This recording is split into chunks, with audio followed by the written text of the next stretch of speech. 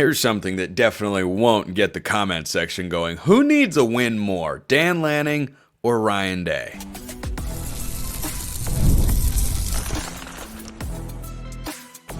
You are Locked On Ducks, your daily podcast on the Oregon Ducks.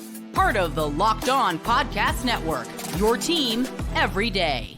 Yes, it is that time once again for Locked On Ducks. I'm your host, Spencer McLaughlin. Thank you so much for making this your first listen or your first view of the day. Part of the Locked On Podcast Network, your team every day, and your number one source to stay up to date with the Ducks. Today's episode brought to you by our friends over at FanDuel. Place your first $5 bet. You'll get started with $200 in bonus bets guaranteed. Visit FanDuel.com to get started. Lots to get to. Jam-packed informational show today and entertaining as always. Plus, something I saw that I absolutely loved, even more than I thought I would. So let's start with a question I posed to begin today's show. Who needs to win more, Dan Lanning or Ryan Day?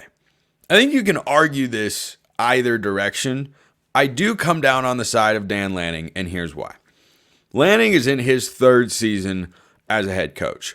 And as Oregon fans, we know full well the number of big games that he has won. But what does the perception of Oregon become if Dan Lanning beats Ohio State in year one in the Big Ten? First time you're playing his Big Ten foes, and Oregon just goes out and wins. And Dan Lanning's in year 3 as a head coach. Ryan Day has been a head coach at Ohio State for a significantly longer time than that. You win this game, you make a big-time statement. You put Oregon on the map even more than they already are. And there are plenty of people that I think are not within the program or following Oregon super closely who'd say, well, Dan Lanning doesn't have a big win yet because he doesn't have a conference championship and he doesn't have a national championship. And he's got a couple of bowl game wins and bowl games that people have decided, we don't care about anymore against North Carolina and Liberty. Not the biggest games that Oregon has won during Dan Lanning's tenure. But every now and then, I get a question on the show. Or people will comment, or the discussions will rage online. Well, has Dan Lanning ever won a big game? Has Dan Lanning ever? Yes, he has. Oregon's record when College Game Day is featuring the Ducks is 2-1. Last time I had checked, unless there's one I'm forgetting about. The last time College Game Day was in Eugene, Chip Kelly was the head coach of the Bruins. They were 6-0, ranked inside the top 10. Oregon wins the game 45-30. Also, Dan Lanning busted out an onside kick in that game, and it worked out for Oregon to build a 2-touchdown lead. I don't know if he's still in that sort of mode. That was his first year as a head coach, and he was trying all sorts of things, and I think he's settled down a little bit. He also has a much better team this season than he did back in 2022. But if Lanning wins this game, it would be the best win that he has put on his resume to date, which is not to say there aren't some really, really good ones. Utah 2022.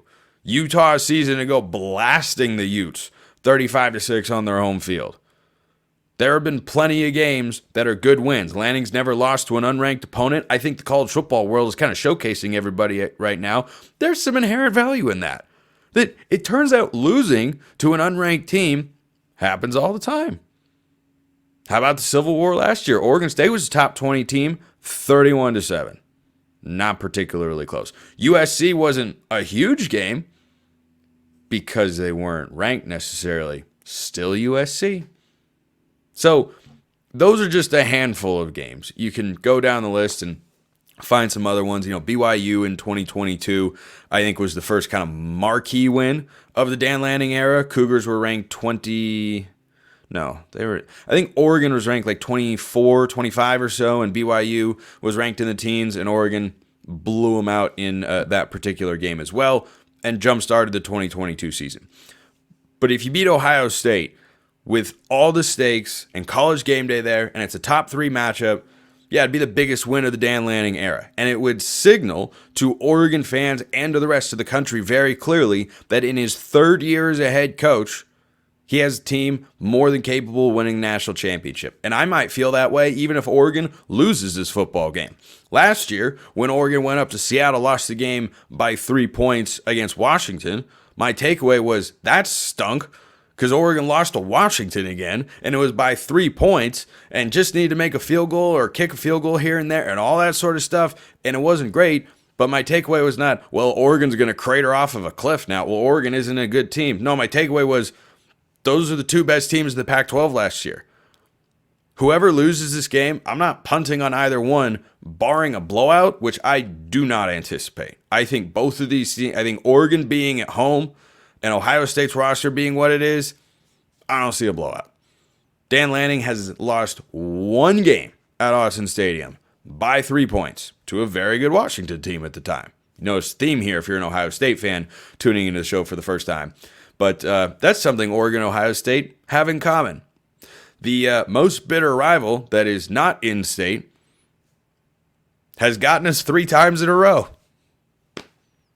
That's where you put one of those like handshake tweets out there. It's like Oregon fans, Ohio State fans, handshake, losing 3 times in a row to a rival who they've historically dominated since the turn of the century. Fact check true.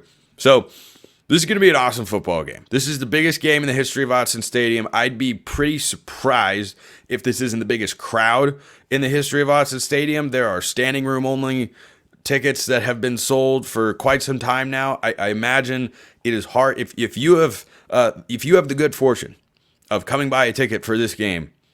Good for you. Do not get rid of it. It's going to be awesome. Environment's going to be awesome. Game's going to be awesome. Teams are national title contenders. And I think we probably come out of this game, which is a coin flip, go either way game to me, thinking to ourselves, yeah, both of these teams could win the Big Ten. Both of these teams can win the national championship. It feels like it has those sorts of stakes. So would Dan Lanning benefit more than Ryan Day? Yeah, because it'd be the best win of Dan Lanning's career. It would not be the best win of Ryan Day's career. It'd be an impactful one. It'd be a really good one. But the knock on Ryan Day, quote, can I go back in time, put some air quotes around knock on Ryan Day, is he hasn't won a national championship yet, which, like, I mean, anyone who has ever lobbied that criticism against Ryan Day is really reaching for something. Because when you've been to the playoff as many times as he has, and you've been to a national championship game, and all anyone wants to say is, well, he hasn't won a national championship yet. It turns out, and this is a lesson for Oregon fans as well, because Ryan Day, I happen to think, is a really good coach. I know he was kind of born on third base, inheriting Ohio State. Not every coordinator that inherits a big-time program immediately keeps it at a national championship level year in and year out. See Sharon Moore at Michigan. They won the national championship last year. They are not even close to that sort of level this season. Not even close. I think both these teams will beat Michigan when they play them later this season. Ryan Day is a really good football coach. He's a really good offensive mind. He's clearly a really good recruiter. He's very good. And the only thing against him is he hasn't won a national championship yet. And Oregon has a chance, as I talked about in yesterday's show, to win the national championship this season. The team is there, the veterans. It's year 3 for Dan Lanning, so he's, more settled as a head coach. He's got his recruits in there. Oregon's got a talented roster. The schedule works out. The whole national landscape is as gettable as it has ever been. But if Oregon doesn't win it this year, doesn't mean it's going to be Dan Lanning's last chance. Definitely won't be, because most coaches, before they win their first national championship, they're a head coach of a program at a high level, at a top 10 level, year in and year out, for a long, long time. It turns out, breaking news, it's very, very hard to win a national championship. Other places have money and players and resources and great coaches too. I know, it's shocking to learn such things, but this is going to be an awesome game. I think this is going to 100% live up to the hype, and we're going to be sweating bullets. Everyone in Columbus and Eugene, plenty on the line. Slightly lessened because of the 12-team playoff, but still plenty on the line, and I cannot wait. Let me know your thoughts in YouTube comments or hit me up on X, formerly known as Twitter. 3 players, not 1, not 2, but 3 amongst several who have to be good. Have to be good, or Oregon's losing the football game. That's coming up next. Coming up right now, FanDuel. NFL fans, you can start the season with a big return on FanDuel, America's #1 sportsbook. So when you get a hunch in the middle of the game, you can check out the latest stats, view live play-by-play, and so much more on the same page where you place your bets. You'll get started with $200 in bonus bets, guaranteed, when you place your first $5 bet. Now, the betting line in this game is Ohio State minus 3.5. That is a significant jump. When it initially opened, Oregon was about a 1-point underdog. It went back and forth in the summer. Oregon was favored for a while. Then it flipped back. And after last week, I don't know what Vegas has seen, but they like the Buckeyes more than they like the Ducks. If you feel comfortable getting just over a field goal for Oregon at home, a place they do not lose often, by all means, go check out America's #1 sports book. Anybody can. Place your first $5 bet, get 200 bonus bets at FanDuel.com. All right, let's start with the obvious one. Dillon Gabriel has to play well, or Oregon does not win the football game. Because when Dillon Gabriel doesn't play well, see Michigan State a week ago, he has a tendency, apparently, to turn the football over in the red zone. This Ohio State defense is too good. If you throw a pick in the red zone, not likely you're going to get those points back. Because Ohio State's defense isn't going to let you march up and down the field like Michigan State's was a week ago. So, yeah, Dillon Gabriel has to be the best version of himself. And I think this game has all the kind of big game cliches that you can imagine. Because I do think these teams are incredibly evenly matched. And I'll talk about that more with Jay Stevens of Locked On Buckeyes on tomorrow's show. If you want to argue Oregon's got the better roster, Ohio State's got the better roster, at the very least, what I hope we can all agree on, there is no Grand Canyon-sized gap between these two rosters. The composite talent rankings would tell you that, and I think the eyeball test would tell you that as well. So it can come down to something as simple or as often repeated as which quarterback plays better, or who doesn't turn the ball over as much, or who has the ball last, or who executes on special teams, or who has fewer penalties. You could put any of those things in there. And that can apply to this football game, because when a game is decided by less than 10 points, well, that's typically what it comes down to.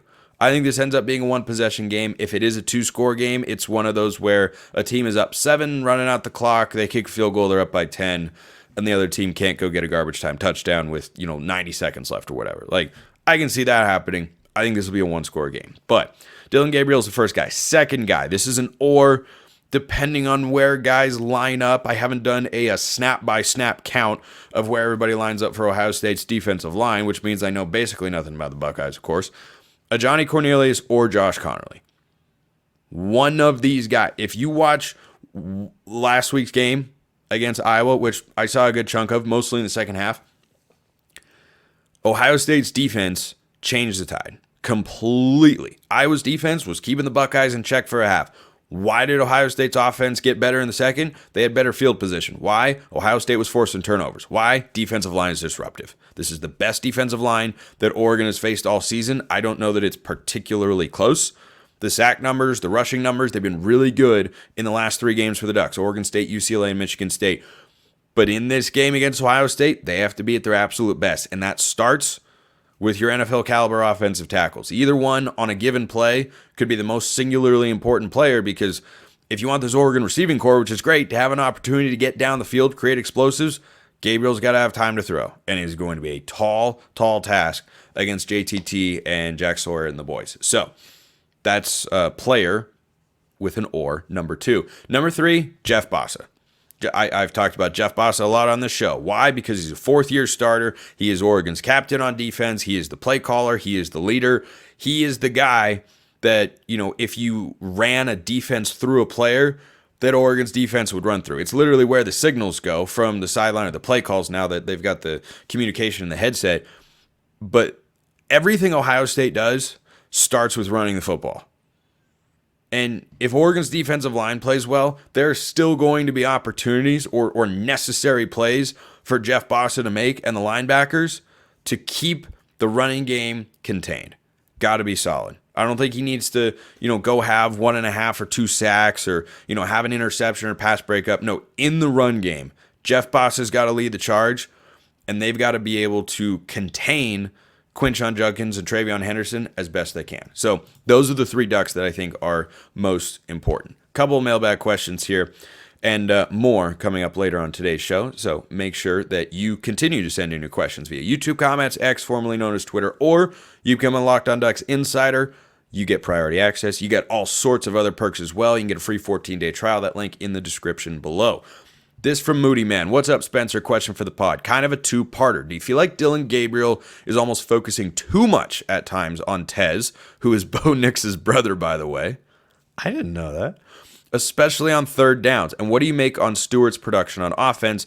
I think he's extremely skilled, but his performance has been underwhelming from what I expected. Can't wait for Saturday. Go Ducks. So I'll start with the Tez Johnson question.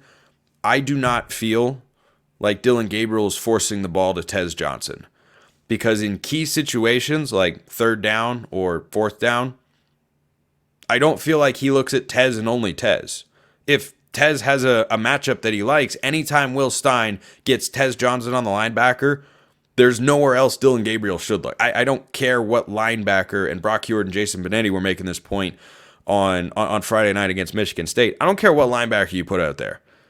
There's not a linebacker in the country that's going to regularly be able to cover Tez Johnson, if at all. Like 9 times out of 10, he's going to beat him on whatever route he runs. He's too quick, too shifty, too good of a route runner. So I don't feel like, even though he's Oregon's leading receiver, I don't think it's a function of Gabriel forcing the ball to Tez Johnson. Like I can't think of a plethora of throws where, it feels like he threw the ball there and it's like, hey, he had this guy open over there and he didn't make the right read. Like what I've liked about Dillon Gabriel's plays, the way he's facilitating the ball and going with what the defense gives him or where the ball should be going and looking where he should be looking. So no, I don't think he's throwing to Tez too much. Evan Stewart definitely came in, and from a talent standpoint, a lot of Oregon fans, myself included, looked at him and said, yeah, that's a pretty one-to-one replacement for Troy Franklin. I still feel that way. Like, he led Oregon in receiving against Boise State. That's what he's capable of, being that downfield threat. Oregon just hasn't been able to quite sync up the timing on some of the deep shots, and it hasn't quite been there all the time. But I talked about Evan Stewart creating explosives for Oregon's offense going into the Michigan State game, and they tried to take those shots. They're not going to be there every single time. Remember, Bo Nix threw to Troy Franklin in 2022 and 23. Gabriel and Stewart have played 5 football games together. So can I see him having a stronger second half of the season, maybe starting this week if Ohio State is shading coverage towards Tez Johnson? And this is why you need a deep receiving core, of course. Like, you don't want to have one guy and only one guy, or only 2 guys even, that the defense feels can hurt you in a variety of ways. But we know Trayshawn Holden can create explosives, and we know Evan Stewart can, and we know Tez Johnson can. That makes it pretty tough for any secondary in the country to cover. So I don't think that his numbers have been as high as a lot of people might have been expecting. I don't think it means that the passing game has been lacking in a significant way. I think it goes back to what I mentioned just a moment ago, that Gabriel is not as locked into him because he doesn't have that history or that rapport, and he's just formed it faster with Tez Johnson than he has with Stewart or Trayshawn Holden. And I think, he goes T-Ferg plenty as well. As the year progresses, you could see him have a bigger year. But at the very least, Evan Stewart is still a really important player, because having the threat of going over the top or taking a safety away, and that's where 2 DBs are, and that leaves a 1v1 for Tez Johnson or Trayshawn Holden or T-Ferg, that's still an important aspect of a passing attack. And Ohio State's got that too. They've got 3 guys that they feel really good about, and the top 2 are, probably the names the best.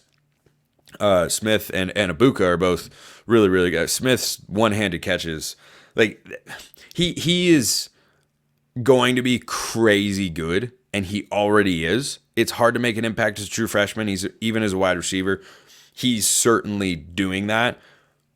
But when I watch him, I think he is more than just the one-handed catches. Most people know, he makes one-handed grabs, which he does, and it's spectacularly good. But I think he is truly a complete wide receiver, and Oregon secondary is going to get a big-time test from him this week. So that's that question. Duck of the Desert, I presume Arizona area, maybe, possibly, has a couple of questions here. Does Noah Whittington need to be better to take the load off Jordan James? And does more than one tight end need to get used in the first half? So I'm going to go to the second question first. Did you notice how little Kenyon Sadiq was involved in the offense last week compared to prior weeks? Caught my eye. Not that he, wasn't ever on the field, but did it feel like there was a concerted effort to have a couple plays for him, like a tunnel screen or anything of that nature, pop pass and whatnot?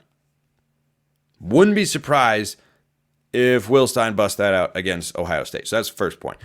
To the second point, I don't think Noah Whittington's drop in his average yards per carry relative to what he's capable of is due to him not playing well. This is definitely an RB1, RB2 situation. I thought coming into the year it might be more 1A, 1B with James and Whittington. It's clearly not, nor do I think that it should be. James has been phenomenal. It is hard for a running back to find a consistent group. It's like bringing a 3-point specialist off the bench.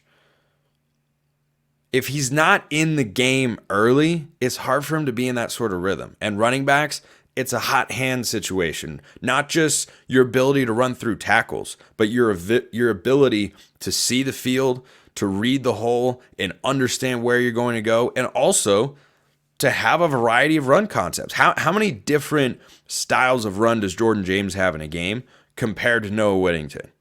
Feels like for James, they're more complex because he's getting more touches, whereas Whittington, he's in there to give James a spell, and they don't run anything too overly complicated. But I don't think there's anything wrong with Noah Whittington. I think being a backup running back sometimes is just tough. Is Jordan James better? Yes. That much has become abundantly clear. Would I love to see Whittington have a good game? Sure. But Jordan James has demonstrated he's capable of being the number one go-to guy throughout the course of a game, and I don't expect that to change. I love the questions. Always keep them coming, and there are more on the way to wrap up today's show, including the most specially awesome, fantastic, and heartwarming Ducks versus them ever. It's coming up next. Right after we talk about Game Time, which has a new feature called Game Time Picks that makes getting tickets for your favorite live events even easier. Game Time filters out, not in, out the fluff to show you only incredible deals on great seats, so you don't have to waste time searching through thousands of tickets. Curation makes it easier to save more on sports, concerts, comedy, theater, whatever you're looking for. They've got it. You get a panoramic view from your seat in the app before you buy, and they've got all-in pricing. Toggling this feature shows the total up front with no surprise fees at checkout. Isn't that the worst part about buying tickets? Well, you can get rid of that with Game Time when you toggle that feature on. Take the guesswork out of buying tickets with Game Time.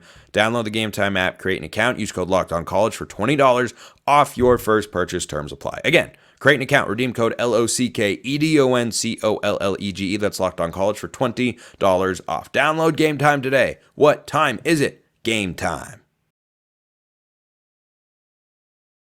We'll wrap it up with more of your guys' questions. I will answer as many as I possibly can going into the Ohio State game. If you've got any for Jay Stevens of Locked On Buckeyes that you want me to send his way for tomorrow's crossover episode, make sure you let me know. Doug asks, will the late start affect the Buckeyes? I don't think so. It's not that late of a start. It's 7:30 Eastern, 4:30 Pacific, 5:30 for myself in the Mountain Time Zone. Like it's a later start. I don't think the late start has as much of an effect and translates into me being more confident than I otherwise would be than the travel does. As someone who's taken long travel trips with football teams, it can throw you off. It can get you out of your rhythm. And that can lead to a slow start. That can lead to not having the full amount of energy. But then, once you step inside the stadium and you got tens of thousands of fans that are screaming at the top of their lungs at you, I think Ohio State will be up for the football game. But there's a reason it's called home field advantage. It is the crowd, but it is also the travel. Those sorts of things can make it harder to get into the right mindset and to come out and start with your hair on fire. I don't anticipate Ohio State having that problem. This is not their first rodeo. But to that question, that's how I answer. Max says, I really hope this game isn't a repeat of the 2014 National Championship where we looked really good but still got crushed by Ohio State. I get that we have new players and a new coach, so things should be different this time. I just don't want to see Oregon having to rebuild again after taking a bad loss to Ohio State. If Oregon doesn't win this game, this is not a bad loss. Losing to a top 3 team in the country, I don't care if it's home, neutral, away, or played in, Europe. It's not a bad loss. This would not be a bad loss. 2014 national championship was disappointing, to be sure. I didn't look at that game and feel as, was it frustrating? Of course. But was it as discouraging as the first national championship game? No, because that one you walked away going, that's how that game ended? Are you kidding me? Whereas in 2014, I guess it was 2015 calendar year, but in that national championship game, I walked away going, dang, Oregon was really good. Mariota was great. And Ohio State was just better. They got outplayed. Outcoached. That's easier for me to live with than Dyer not being called down. And Dyer was absolutely down forever and always. Your shin and your ankle is not your foot. So, do I anticipate it looking like that? Yeah, if Oregon doesn't come ready to play. If they come with that Idaho mentality and not the Oregon State one, yeah, Ohio State will take it to you. That shoe goes on both feet, though. If Ohio State shows up and thinks, we're Ohio State, Oregon's a new kid on the block, yeah, Oregon will win the game by 10 to 14 points. I think both these teams are going to be plenty ready to go. And I think it'll play out a lot like Washington last year in Seattle. It could come down to a decision. It could come down to a play. It could come down to a field goal. All sorts of ways. But I'm just excited for the football game. I think, frankly, I've been thinking about this quite a bit this week.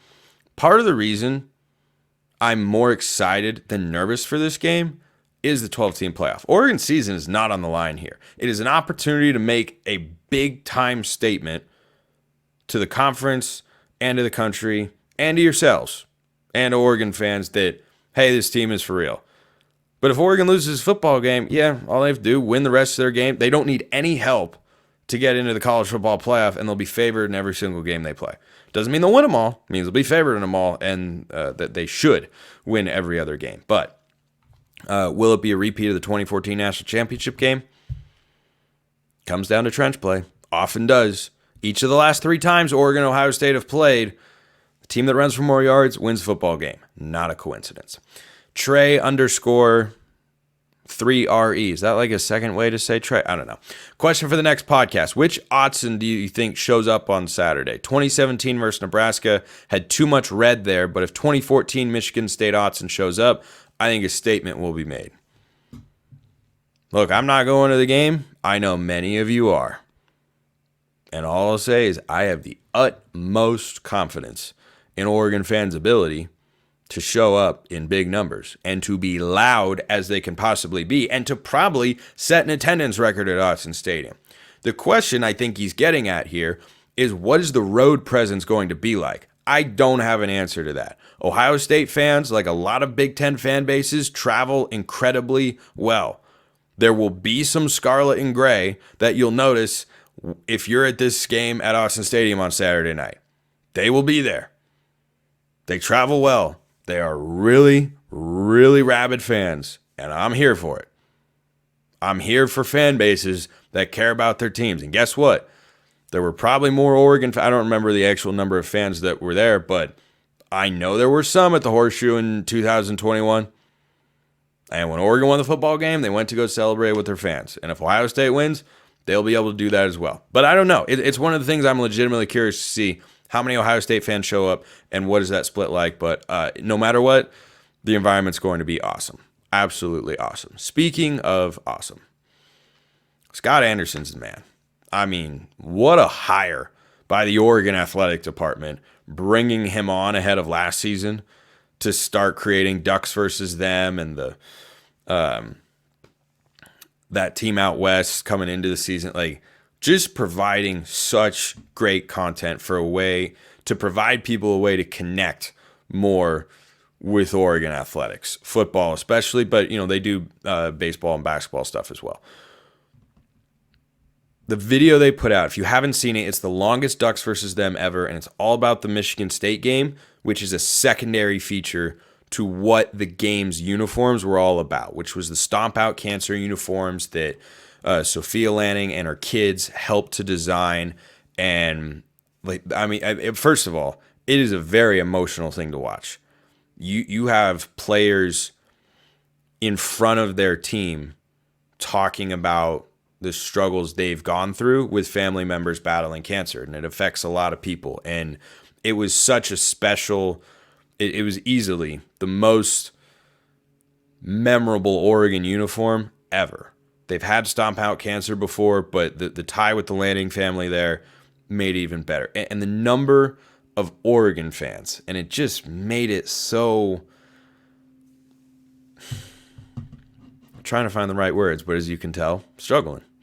Because it's hard to come up with the right words for something that is such a powerful thing to do. Like, to tell all the different stories and show snippets and photos and hear from people as they are undergoing chemotherapy treatment, and to talk about loved ones who they've lost, who have battled, who loved coming to Duck games, and that they're carrying on that tradition. I kept losing it at the guy who used to come with. I apologize for not jotting his name down, but the guy who used to come to games with his wife, who unfortunately lost her battle with breast cancer, and the image of him sitting there with the photo of the two of them.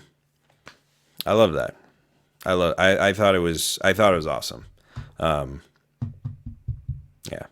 it was really, really cool. So I highly recommend you go watch it. It's just under 20 minutes long. They haven't had a Ducks versus them that's this long, but it's the game aspect of it was certainly there, but it was about why that game was so important. And I loved watching it. And Scott, to you, if you or anyone that has worked on that listens, I salute you, because you guys are doing phenomenal work, and that was the best one that they have done.